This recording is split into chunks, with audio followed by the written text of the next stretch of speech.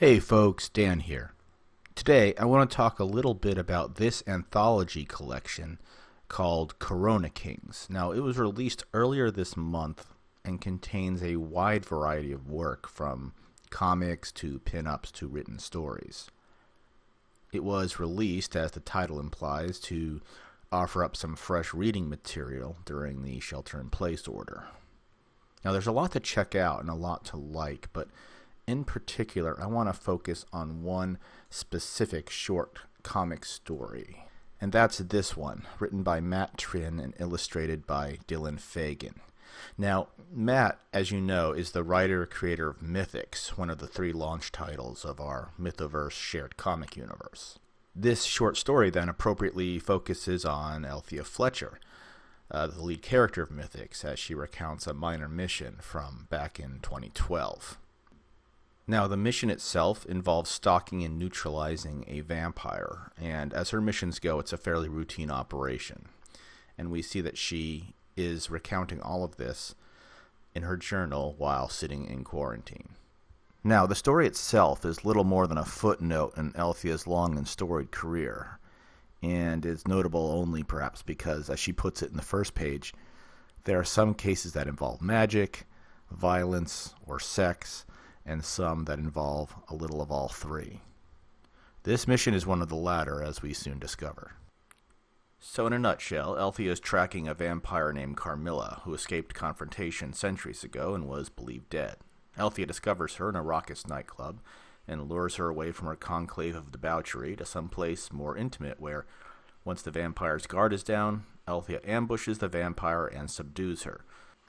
Overall, a fairly routine mission for Althea. Later, we learn that she is recording this in her journal, as we said before, because she is in quarantine, thanks to the coronavirus, indicating that, yes, the coronavirus will occur in the Mythoverse at the appropriate time. So overall, the story is just right for its length. It establishes setting, it establishes conflict, it establishes motivation, very briskly, very quickly, and efficiently. The conflict is speedily resolved, and there is a moment of tension where Althea looks as though she might be in serious danger. So the story hits all the right notes. But now let's talk about the artwork. Fagan is one of those artists that can take you by surprise.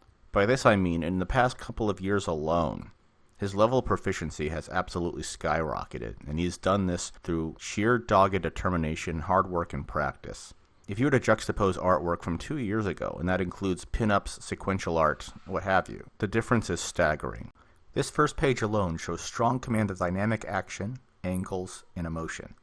This oversized musical notation does a very good job of conveying the fact that the music is obviously overwhelming, powerful, and pushing in on the characters. The strong purples and blues suggest sensuality, which when juxtaposed with the artwork is highly appropriate. This second panel, where the point of impact is the clear point of origin for all these action lines, shows a strong sense of force and power. And this final panel with the young couple captures the raw, passionate emotion of the moment. Again on this splash page, the action lines emanate out from the point of interest, which is, of course, Althea's crucifix.